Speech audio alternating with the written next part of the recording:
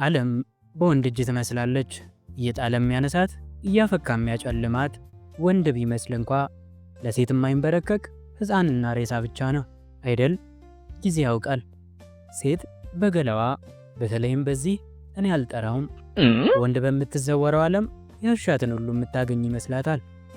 እርግጥም ግን ይህ ጉድ እንደ ባሪያ ያሰገደው፣ እንደ ብረት ያስገተረው፣ እንደ ጀግና ያስከበረው ብዛቱን ቤት ይቁጠረው። ሴት ልጅ ከላይ ክምር ወገብ ጠበብ ዳሌ ሰፋ ካለ እንዴት ሰራት ወይ ተፈጥሮ ቀልብና ልብ ብቻ አይደለ ቅኔ ሁሉ ይዘረፍላታል። የኔ ቆንጆ ነገ ጠዋት ቁርስ በላሽ ሆይ ይባልላታል።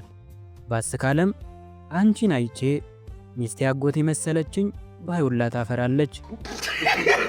ታዲያ የሥጋ ክምር መልክና እውቀት በሆነባት ዓለም ከወደ ሀገር አሜሪካ የሚያምረው የሚያፈዘው የሰውነት ቅርጿ ስራዋን ስለነሳት እንስት ጥቂት ስንቅ ይዘናልና ሰብስክራይብ እንዳይረሳ።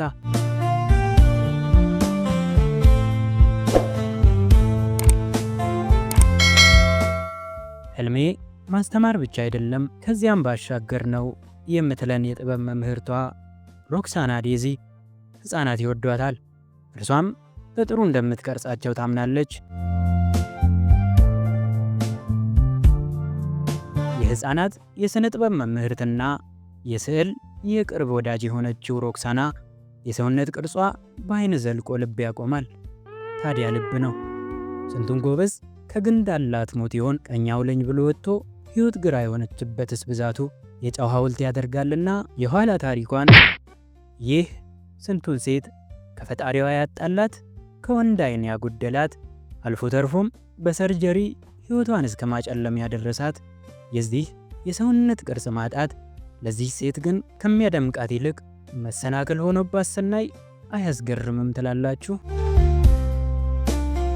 አንዲት ምስል በኢንስታግራም ገጽ ላይ ተለጥፋ ቫይራል በወጣችበት ዕለት እኔ የጠበቅኩትና የህዝቡ ምላሽ አራምባና ቆቦ ነው የሆነብኝ የምትለው ይህች አሜሪካዊት ይህን ገላ ይዘሽ ልፋት ለምንሽ እንትን ቪዲዮ ብትሰሪም ዋው ነው፣ ቡና ቤት ኮከብ ተጫዋች ይወጣሻል፣ አለባበስ ማታውቅ ይህች ከወዴት ናት የሚሉ ቃላት አጥንቷ ድረስ ይሰማታል። ከዚያች ፖስት በኋላ ይህች ለልጅ አትገባም፣ ትውልድን በመጥፎ መንገድ ትመራለች ምናምን የሚሉ ወላጅ ከቀን ቀን እንደ አሸን ይፈላ ጀመር። ይህም በዚያ አላበቃም።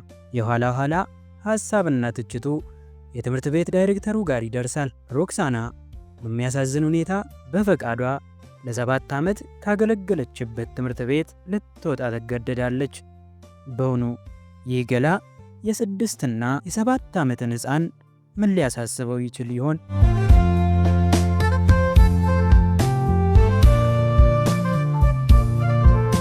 ባልበላ ጭሬ ላፍሰው ይሉት ቢሂል ባለቤትነቱ የዶሮ አይደለም የሰው እንጂ።